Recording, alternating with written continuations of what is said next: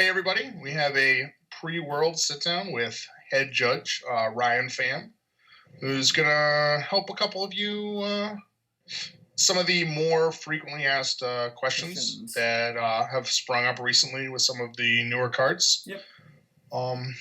Get you ready to rules lawyer some people at Worlds. Yeah, because that's what it's all about, going to Worlds and then rules lawyering the shit out of people. Maybe. Only if it works out in your favor. But what I've been taught is you can probably argue, if you sound convincing enough, you can argue your way out of anything. Yeah. But, I mean, on the flip side, if your opponent's telling you something and you don't believe him, just call it judge. Yeah, just be like, Ryan Pham! Just yell really loud. If I have any piece of advice for anyone who's coming to the event that's never been to a UFS event before, if you have any questions, if you're confused about any ruling, just raise your hand, shout judge as loud as you possibly can, and keep your hand in the air so that I can come see you and fix your problem. Well, if you're losing, I don't know if you can actually fix it that they're losing, but you can fix the rules problem, though, at least. Now I wish I was going to Worlds. Ryan Pham, I'm losing. What can I do about this? Ryan Pham? Ryan Pham. He's going to be like, that's a game warning. Yep. Stalling. Do you want to kind of talk about some basics going in before we get to the FAQs? Do you want to talk about any basics about just normal procedural stuff going into like Worlds at all, like deck lists or anything like that? Yeah, absolutely. So when you come to Worlds, we're obviously going to have you make a deck list and sign it, and that means you double check your deck list over, make sure that every card that's on your deck list is in your deck. Double check your sideboard if you have any cards in your sideboard. Make sure there's 8 cards in your sideboard if you have a sideboard. Make sure that you have the correct character number if there's any, so there's no confusion. And take a picture of your deck so that after your round, you can unsideboard just in case you forget what your actual deck list is. Besides that, you should bring either some water or some snacks throughout the day, because stay hydrated and keep your energy up. Also, I know one thing is a team's ruling is you cannot have a sideboarded character if one of your teammates are maining that character, correct? That's correct. But you also can't, if one of you has it in the sideboard, the other person can't have it in their sideboard either. Correct. It's literally any character, 2 people can't have the same one in their deck, regardless of if it's just in there as a block. We talked about what's so if you have Ermac, if you got that one Ermac, just be careful. Yeah, just be careful. I don't think there's a lot of Ermacs that are going to be running around teams, but if there are, be careful. Just be careful. Yeah, for sure. Okay. I guess we could just go right into it, and then I guess we'll interject if we have anything else we'd like to talk about. So, I don't know how long this episode's going to run, because we don't know all of Ryan Pham's answers. We sent him 20-something questions, so we may get some real short and sweet answers. We may get some, there's number 11 on the question sheet is ass long. Thanks, Eric Molina. So it's not that way. It just has an example. It has 12 points to it. Yeah, it has 12 A, B, C, D, E, F, G. Yeah, thanks, Eric Molina, for that one. So go ahead. We can just go ahead and start off, I guess, in any order you wish to do, Ryan Pham. So. Let's just start off. Let's just go in order. So the first question is about Shikisoku Zeku, which is the Yoshimitsu action, and there's a lot of confusion about what order you play this card or how it works. So let's say you attempt to play let's say you make a check and you decide to respond with your Shikisoku Zeku. So step 1 is you attempt to play your Shikizoku Zeku, and then you pay all the costs, which is removing the Shikizoku. So it never touches your card pool, by the way. The cost is attempt to play it, it's in the transition zone, and then it removes. And then you have to also discard a weapon card. And then you make a check against the difficulty, which is 0, plus progressive. So however many other cards you have in your card pool. And then you finally make the check against a 7, plus. And for either of those 2 checks, you can respond with another Shikizoku and then just restart the process right from the top. You attempt to play it again, you remove it, discard another weapon, etc., etc. Or it would be just make the check because you're trying to boost your. All right, so that's the first one about Shikizoku. It's pretty straightforward. I guess that's important too, just because, especially I would imagine people are going to be running this in Yoshimitsu, so it definitely matters which check that you're pumping. Yeah. Oh, absolutely. It's +2. Like, Absolutely. make sure it's the second one. Yeah, definitely. All right. All right. Question 2 is about gaining ground in Dr. Cossack. Dr. Cossack lets you stack a foundation, and then it removes the next card you check. Yep. And gaining ground says after you check it, you may add it to your staging area. Both of those effects are both fired effects, so they trigger in the same window. So as the active player, you get to choose which order you want. So you can go ahead and just slap that gaining ground into your staging area and remove nothing. Nice. It's very nice to know. Don't worry, Cossack will be rotated in like a month, and we'll never have to talk about it. Never again. Yes. Yes. Until you guys institute legacy, I guess. But yeah, we'll cross that when we get there. Yeah. That ban list is. I'm not going to enjoy trying to figure out what to do for that ban list. Just ban Dr. Cossack. Yeah, there you go. That makes it a lot easier. Boom, perfect. Our next question is about grow and death charge and about how next attack works. So I'm just going to read out K.3.9, which is a player's quote-unquote next attack is the next attack they attempt to play that turn, or the next attack of theirs that enters an attack sequence, whichever comes first. So that means either you attempt to play an attack from your hand, or it's a multiple attack that you have. That is the next attack. And the key thing to note is that it's attempt to play that turn. So you don't actually make the full check. You just announce that you're going to play it, and then Grow's effect would give your attack +1/+1, and then you get to respond with death charge here, and then you would make the check for death charge to give your attack +1 damage, and then you'd go ahead and make a check for your attack. Okay. Thank you, Mike Hardiman, for that one. Can I ask an aside to this? Absolutely. So, Grow obviously has like a lot of multiples. So if you have a pending multiple and you use his E, does it immediately pump the pending multiple copy? Or does it wait until it like enters the sequence? It says until it enters the sequence. Okay. Because I was wondering, I was like, if you have this, because if it went right away, I was like, well, what if you get like reversal stuff and then it's all a nightmare? Yeah. Well, let me double check what Grows.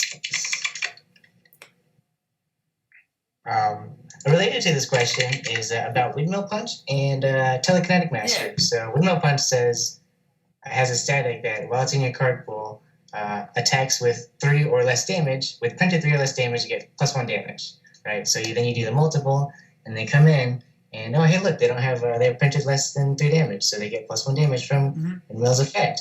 Oh, but if your opponent has a Telekinetic Mastery, or one of your opponent's attacks got a damage bonus due to their effect, so now you get to respond. So the key is that you respond as soon as the multiple happens, not when you go to the sequence. Okay.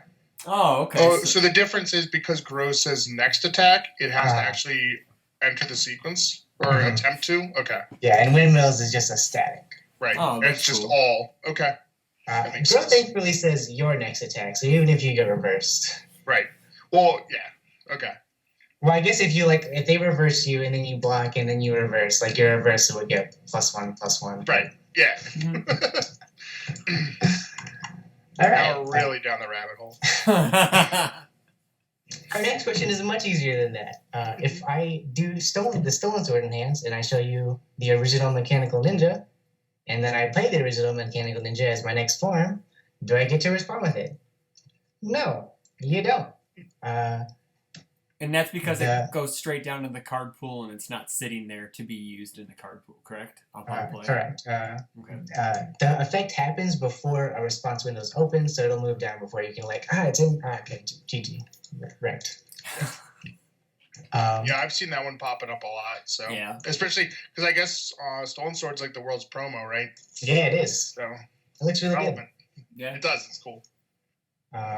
Question 5 is for Trent, apparently.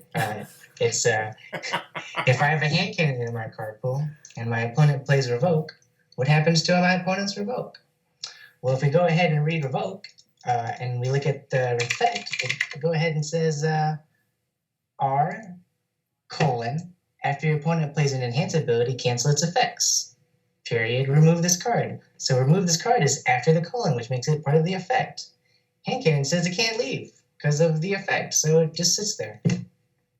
There you go, Trent. Yeah. This happened to us in the PTC in Virginia last year, where Yeah. I had like blocked something, and Anthony Hall played a couple revokes, and then like removed them, and we were sitting there, and we got some of that high quality stream judging, and they went, "He played revokes," and then we had to go dig them out and throw them in the card pool. There was something else for that, I think. Oh, for hand cannon. Now how does that interact with like Chun-Li, Felicia, Metal Man, like these characters? You might as well lump in Taki in there too, because she kind of interacts with it too. Sure. So let's start with Chun-Li, Metal Man, and Felicia, since they interact differently than Taki does. So if the Chun-Li or Metal Man or Felicia use their enhances or their effects to activate abilities during the end phase that would cause them to leave in different ways, they wouldn't get to if there's a hand cannon in the opposing card pool. And that's because the active player, so say I'm the Chun-Li or Metal Man, well, as the active player, my effect goes out first, or I clear my card pool first. So I would attempt to make them leave due to my effect, and hand cannon's just sitting there laughing at me, and then it would just clear as normal instead of building it or going to my momentum or however. Right. But you could still add them to momentum after your end phase if they've dealt damage, correct? Right. Yes. Okay. And then with for Taki. Yeah, but for Taki. So Taki has a response that says you get to clear both card pools after you block, right? Yep. But after a block is played. It's after an attack resolves. A blocked attack resolves. After this blocked attack resolves. So you play an attack and your opponent blocks with a hand cannon, say, and then you want to respond with Taki. So Taki says you clear both card pools, and we can't do something simultaneously. You have to take turns. And the ruling for that is in K.1.3. If an instruction requires both players to do the same thing at once, the player whose affected is, Taki, gets to choose which order the players do it in. So you can choose to clear your opponent's hand cannon and then clear your card pool and then draw a card. Or I guess you could try to clear your card pool, fail, clear your opponent's hand cannon, and then draw a card. You should probably do the former. Yeah, you should. Yeah. Clear both card pools. Yeah, that's the plus, yeah. Oh, I guess what about Zazamel? So Zasalamel also doesn't really work against Taki, against the hand cannon, because, well, I guess against Taki either, but against hand cannon. So hand cannon says it cannot leave due to your effect, and Zasalamel says you can play a reversal from your discard pile. Mm-hmm. So. Did it freeze up? No. No. What's going on? There we go. You're back. You're fine. We lost you with the plays a reversal from his discard pile. From his discard pile, and so that's not an effect that's specifically causing a card to leave your discard pile, which is what hand cannon stops. He lets you play the reversal, which incidentally, if you have to play a card, it goes to your card pool, which it's just how the rules of UFS works, which isn't stopped by hand cannons getting stopped by other effects. So even if your opponent has a hand cannon, you can still reversal with Zasalamel's ability. Now, how would hand cannon stop it removing, though? Like, 'cause it says what? When it resolves or when it leaves, right? Yeah, so would it just not leave when it resolved, but then when you went to clear it, it would remove, right? Correct. So Zasalamel's remove that section is a rule effect, and so that just stays until it has to leave. Because what it says is either it resolves and it removes, and it resolves and it can't remove, or when it would otherwise leave, remove it instead. Okay. Yeah. Okay. So hand cannon is still effective at like clogging the Zasalamel's card pool. It just doesn't prevent him from playing reversals. Okay. Sounds good. We have another really easy question, which is if you have multiple cards, so say you activate, you're playing Guile, and you do his enhance to discard the top 4 cards of your deck. I don't know how many players know this, but you can choose the order what those go in. Say you play a Maphis Assault and you want to choose what card you pick up. Well, you're allowed to do that. D.2.3.3.1 says exactly that. You get to choose the order you put cards into your discard pile if there are multiple cards are going in there at once. I found that out at last year's Worlds.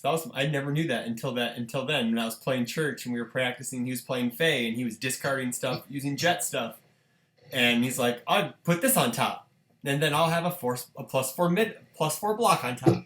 I'll grab this tech attack." I'm like, "You're cheating." He's like, "No, I'm not. It's in the rules, dummy." And that's what he said.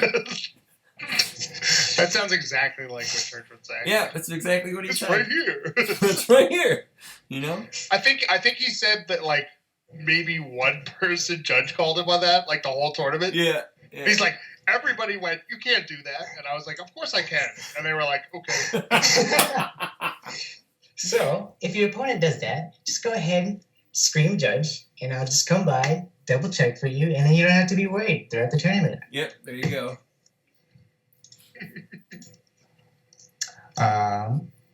I'm going to skip that one, and we're going to go to the one about... I answered this question wrong on Facebook. Marco asked me about the Solomel and playing character-restricted reversal abilities. Oh, sure. And I answered that all wrong, because I was thinking about how the old rules worked. And yeah, I just totally screwed that up. So, Solomel and Eligor can both play reversal, any reversal attack, whenever they want. As long as it says reversal printed on the card in the keyword line, you're good to go. Even if it has deadlock, even if it's Ken, even if it's... Guile, yeah, even if it's Guile, you can still play the reversal.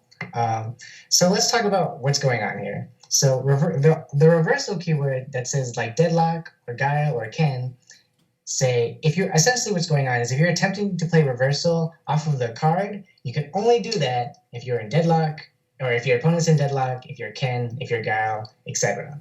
So Solomel and Eligor skip all of that nonsense, and I really love how Kevin Broberg described this example where like normally you have to key and open the door to like play your reversal, and the Solomel and Eligor just like smash through the walls and just like, I have a reversal, here it is. Oh yeah, the Kool-Aid Man. Right? Because he's not really playing it with the reversal keyword. He's playing it as a reversal, but he's doing it with his effect. Correct. And he doesn't have to open the door. Like he's not using the reversal ability on the card. His ability is just letting him play the card. This is what's going on. Now they'd still have to match a symbol, correct, on your character. Correct. You can't just play like an off symbol reversal or whatever. I mean, you could try, and then during the process it would be, this doesn't match, and it would throw it out. It'd throw it out, yeah. And then your turn would be over. No, right? No. It's only if you play it as a form. Reversal. It's only if you played as a non-symboled card as a form where your turn ends. Yeah. Mm-hmm. I knew that. Our next question is about Nightmare versus reversals. Man, reversals are really complicated, aren't they? Sometimes. So, say you playing an attack as Nightmare, and it gets blocked, and you decide to pick it up. Nightmare specifically says, after your blocked attack resolves, add it to your hand. So it gets blocked, it resolves, and you respond and you pick it up. Well, reversal is the same exact window. So you would respond as Nightmare, you'd pick up your attack, and then you would get reversaled. At least you have one less card in your card pool. True. What's nice, though, is that if the attack that you pick up has safe, still can get reversaled. Reversal and safe specifically have a section that says I.3. It's in the... Well, it'll appear on the screen. I'm tired of reading these like ridiculous numbers. A card may not be played as a reversal to an attack that had the safe keyword when it resolved. So as long as it had safe when it resolves, can't get reversed. Okay. Sounds good. I guess that matters for Keelik as well. Mm-hmm. Yes. I know I played against Jeremy Ray in Rochester, and he picked up a Moonset, and I was like, I want a reversal here so bad. And it's like, if this was like 6 months ago, I could have done it, but it's not. Oh. I'm going to skip 12 because that one's ridiculously long and answer some easier questions because that one's going to take the rest of the time. Okay, all right, so 13 is really easy. If you have an altered character, that's totally fine. Just make sure you have a backup just in case your opponent wants to see it. Mm-hmm. That's pretty easy.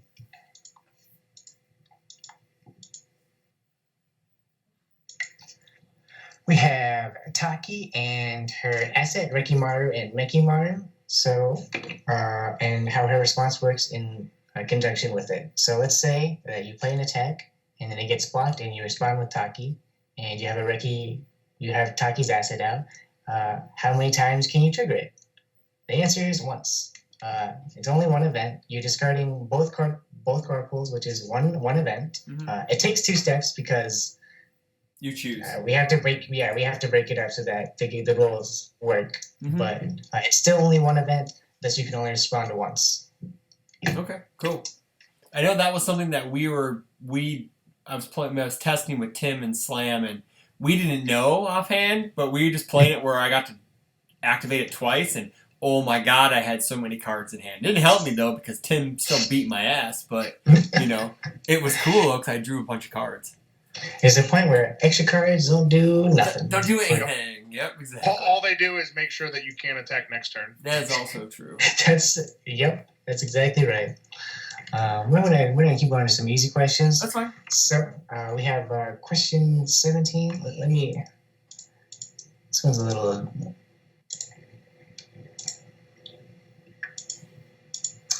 So say you're attempting to play Moonset on a 5. Let's pick a card that has symbol. Let's say you're playing Raging Dragon Zodiac on a 5, and you check a 3, and the only card that you have ready is a Wandering Pirate. The question is, can you commit that and then still pass this Raging Dragon Zodiac after you checked a 3? And the answer is no. You have to commit all of the foundations you need to pass the check for an ability or a card all at once. So you need to commit 2 here, and you can't. So yeah. Wandering Pirate has to, if you need to use it, it has all at once. So you commit all of the cards at once, and then you would get to respond with Wandering Pirate to ready something. There was another one like that, and it was if you had 2 foundations and you committed Pirate and something else, could you ready the foundation that you committed at the same time? Absolutely, that definitely works. Yeah, that is actually how it's intended. Okay, cool. In the same vein, so say you have 2 Burning with Revenges face up in your staging area, and you get stun 2'd. So what happens is, you commit both of those Burning with Revenges, and then both of those statics were triggered, and then you just go ahead and probably ready both of those Burning with Revenges, and then laugh at your opponent. Yeah. I don't know why those Burning with Revenges are face up, but Yeah, I don't know. Good question. You live your life. Yeah, very true. Hey man, sometimes you gotta build them on turn 1. You don't have any attacks, okay? But I mean, how can you add them now, Cassie? Ugh. Your favorite. You just gotta find a way. You just gotta find a way to destroy them, and then you can just add them with the second Nutcracker you play. Obviously. Yeah, there you go. Or glow kick it in, or off the top of your deck, or some weird shit. Hey, you know what can add it? That's pretty hype. Is Flash Kick. I did that. It was pretty fun. It does a lot of damage. It does do a lot of damage. It's still really 4-speed mid, but.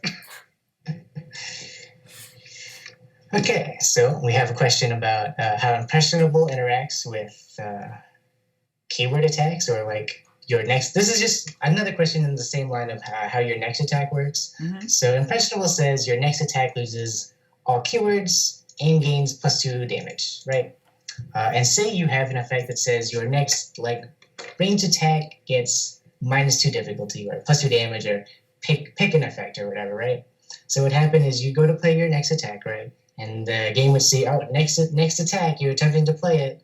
And then as the active player, you'd get to go ahead and choose the effects that you want to apply them in. And that'd probably be I'll add the damage. Oh, and then your opponent's effect, the Impressionable, then gets stacked, and then it would lose all the keywords.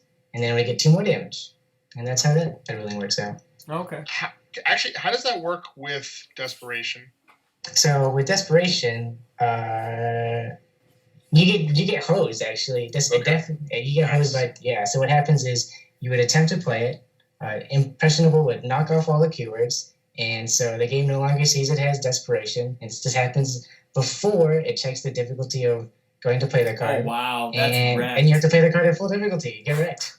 I was looking at that as maxi tech against basically all evil Desperation, which now is pretty irrelevant, but it would have been cool, guys. It would have been cool for that mid-range maxi deck that no one will ever play.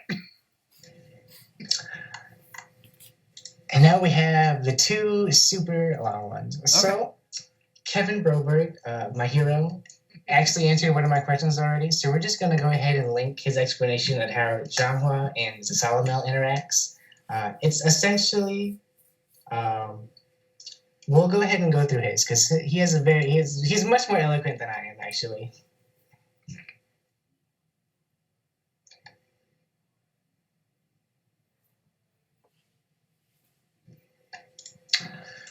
So, say you're playing Zhanghua, right? And you play an attack and gets blocked.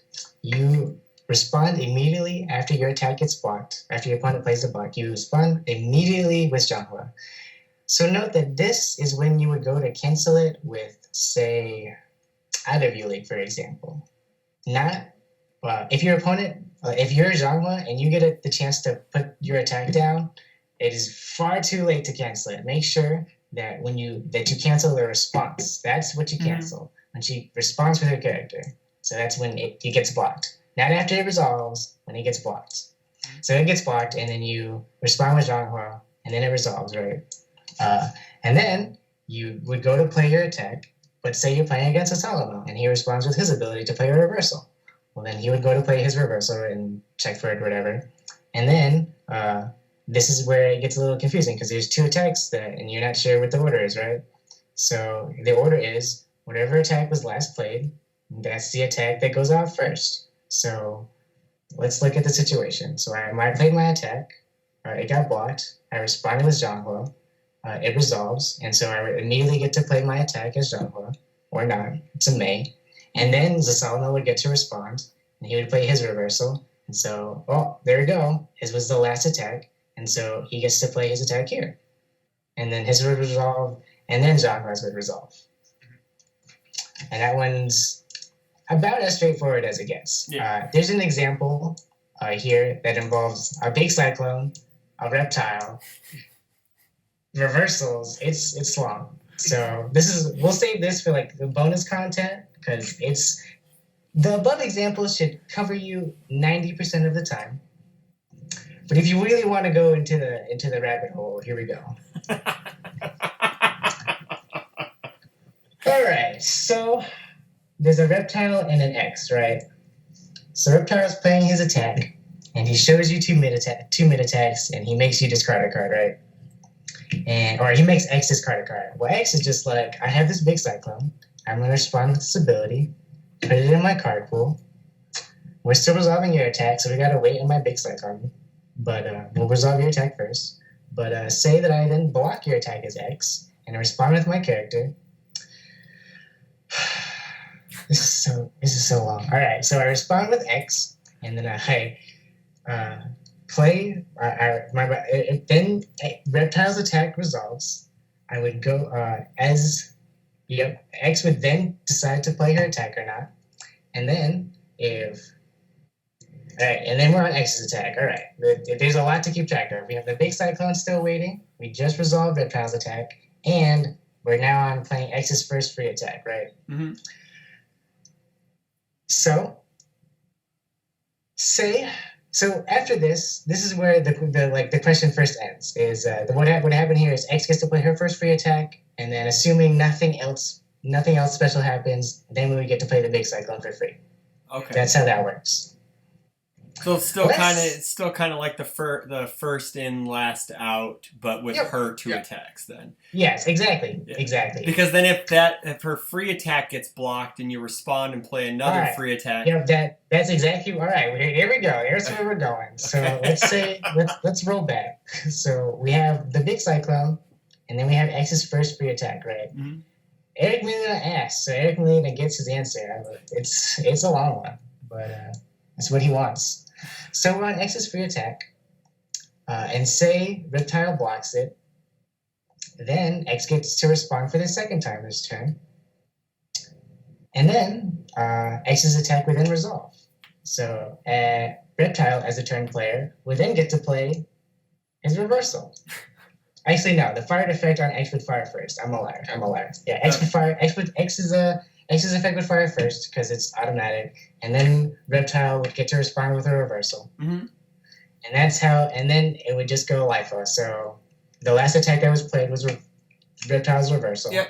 So that would resolve, and then all three of X's attack would resolve. And that's how that works, Eric. My God. What a doozy. What a doozy. I guess the one thing that I don't know if we covered, I guess it is again with reversals. With Taki, if my opponent's playing Taki and I block their attack, and like so they'll get first response, their turn player. Mm-hmm. And they decide, nope, I don't want to use Taki. And I go, okay. And then I play a reversal. And they go, okay, I'm going to use my response. Can they do that? I'm like, why? Okay, so it's so you're the so let's take the example. You're Taki, and I'm the turn player, and I played an attack, and then you blocked, and then then it resolves, right? So I'm the turn player. I decide to pass. I don't have anything, and then you decide to use Taki. Or I was saying like Taki passes.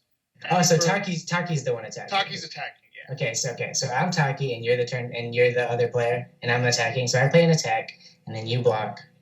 Yep. And then as Taki, I decide to pass, and then you decide. I play a reversal. Yeah. Yep, and then I, as Taki, still have the open window since you just passed priority to me. Right. Say, all right, I'll respond with Taki. I'll clear both card pools, including your reversal, and then I'll draw a card. Yes. And then I'll laugh at you. Yep. She is the laughing queen. She's hilarious. Just you don't want to try. You gotta be careful with that, kids. You want to make sure that. But then again, if Taki does clear, you can go, cool. Thanks. Here's a reversal. Yep, exactly. Works it's a big game of chicken. Yeah, it is. Yeah, her and X is a really weird game of chicken too. That happened to me. She always goes after. She always goes after Zhang Hua. But still, though, it's still a really kind of fun game of chicken. You just stare down X and just like, well, you got it. I feel like X is just like, do you have a Ninja Outcast on board? All right, well, I guess we gotta force that. I gotta force the issue. I gotta force it, man. That's for sure. So let me think. I'm trying to think what else we can cover real quick, because we're already about a half an hour in. So, is there anything off the top of your head, Ryan, that a new player should know other than deck list stuff, like? Anything in particular, like rules-wise, that they always mess up on, like a new player might mess. Oh, how about if they draw an extra card or check an extra card? What's some of the floor rules about that? So here's it's very important. So if you draw an extra card, it's not the end of the world. You don't get DQ'd in our game. What happens is make sure you call the judge so that I come by and make sure the process happens, and to also record the warning for future games. What happens is you would call the judge, I would come over, you'd say you drew an extra card. What happened is you would reveal your hand to your opponent, however many extra cards you drew, they would get to remove that many cards from your hand, and then play would continue as normal. Oh wow, as many cards as you drew. Okay. Cool. Yes, normally people only draw one extra card. Yeah, exactly. So I get that now, yeah. But if they drew like 8 extra cards, well, man, that is some egregious cheating that's going on. But, man, I remember the old like PTC video. I think it was like who was it? It was Brandon versus Stefan. He got a game loss. Game 2 was literally like a minute and a half. Yeah. And like, a minute and 15 seconds of it was them shuffling, and then they drew their opening hands, and Brandon Jones is like, I have 8 cards. And it was like, game 3. Yep, that's what it used to be. It used to be game loss. Yeah. Yeah, I remember for the MCS, you guys were like in the finals, and Marcus drew an extra, or like didn't draw an extra card, or drew an extra card, and I was just like, oh, game 2. All right, let's go. Yeah. So bad. It's so bad. Yeah. Yeah, I think he drew one card less. He didn't draw up to enough.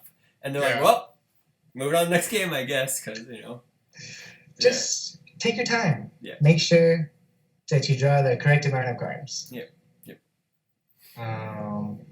If you reveal extra cards, that's also a warning. What will happen to those is those cards will also get removed. Mm-hmm. And I can't really do anything else besides that. And nod my finger at you, and if you do it again, you get a game loss. So don't slip up too much. JT comes over with the ham horn. That's what he'll do.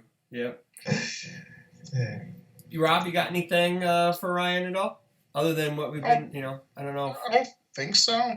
Not off the top of my head. Okay. Ryan, you got anything else? Yeah, I'm curious what you guys think of the first two characters that we revealed. Oh, cool. I think they're really cool, man. I do. I think Janet's pretty cool. Zolt, is that the other guy's name? That guy has some pretty crazy stuff that, well, I guess you have to play Chaos for it, but, I'm interested to see his support because are they going to be really good attacks on their own, but they also have multiples, or they feed off of, like, different effects off of multiple copies or whatever, but I think that's kind of neat. I like him. Yeah. I think he's cool. I think, like, the interesting thing about Zolt is he, like, doesn't, like, he has, I guess, like, 3 abilities, but, like, he doesn't have any, like, nothing's played. Everything's just constantly on. Mm-hmm. Like, I mean, I guess he doesn't worry about stop at all, so that's cool. Yeah. I guess, like, for him, like, what I'm interested in is whether or not, like, basically, I guess sort of like he said, is how it's going to pay off, like, having these multiple copies. Whether he'll have something like Akuma or Shoki that, like, discards multiples or face downs, or if he'll have stuff where it's like, if this isn't blocked, it'll do something. Because I know there are some cards like that. I don't know if any of them share a symbol with him, but sort of the kind of thing where your opponent doesn't want to block this 1 damage attack, but if they don't, yeah. I love Danielle's comment of, like, the fishbowl, and she's just like 1,000 pokes. What's kind of neat though is your opponent has to wait till, like, the last multiple to bang him if he does it right, because if they bang him mid multiple or on the original attack, all his multiples are back to, like, normal multiples, correct? Well, they won't get the damage back, but they'll, like, you'll be able to pump them. You'll be able to pump them. Okay. I mean, I guess that's the interesting thing too, is that he, like, while, like, he's fine, like, they can't reduce the damage either. So, like, it's gonna be 1 damage. It's 1. Yes. Yeah. Like, I mean, like, someone pointed out, like, he just laughs, or the opponent just laughs if you have negative stolen in your card, but, like, I'll take 1 and gain 1, and then take 1 and gain 1. Yeah. It's all right. There's some stuff to stop there. Oh, there's some stuff. Yeah, there's some stuff. And then, was it the action card? Was it Magic Circle? Spell Circle? Circle? Yeah, because that's the first Limit 1 card in... It is. Oh, here we go. Here's something that came up. Now, in deck construction, it says Limit 1, so you can't have multiple copies of it in your deck, correct?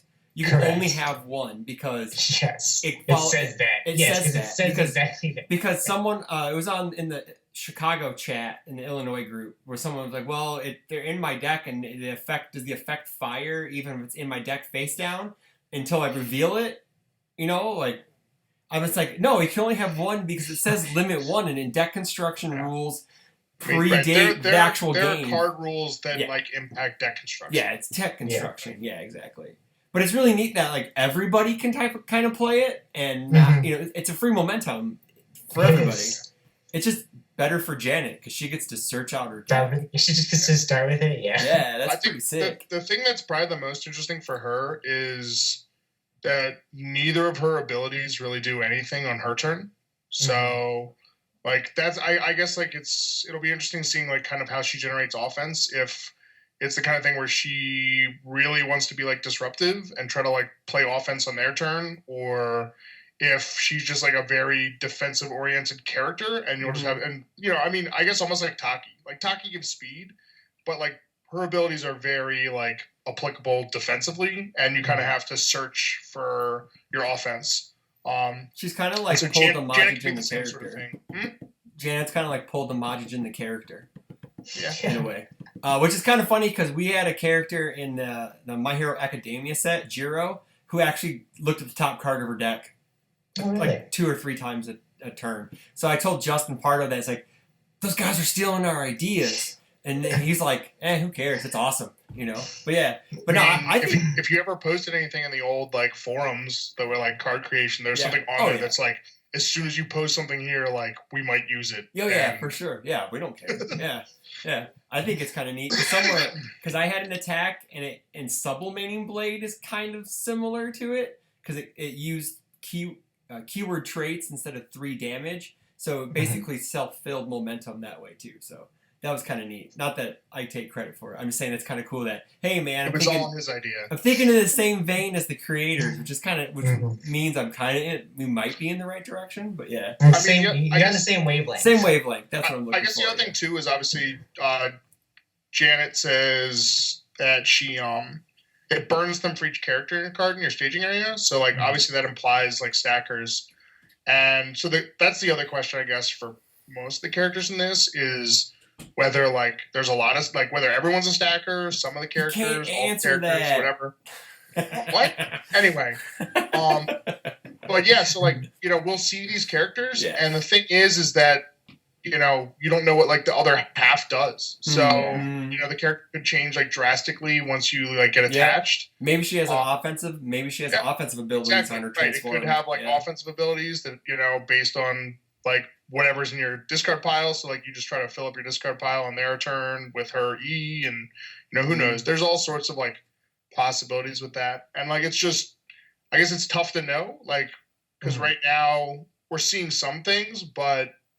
Right, it's like you don't know like the full picture yet. It's kind of like, especially with the characters. It's kind of like, what the hell is Gauge and what does it do? And it's just like, come on, man, come on. Well, it's a keyword. Oh yeah, with a rating.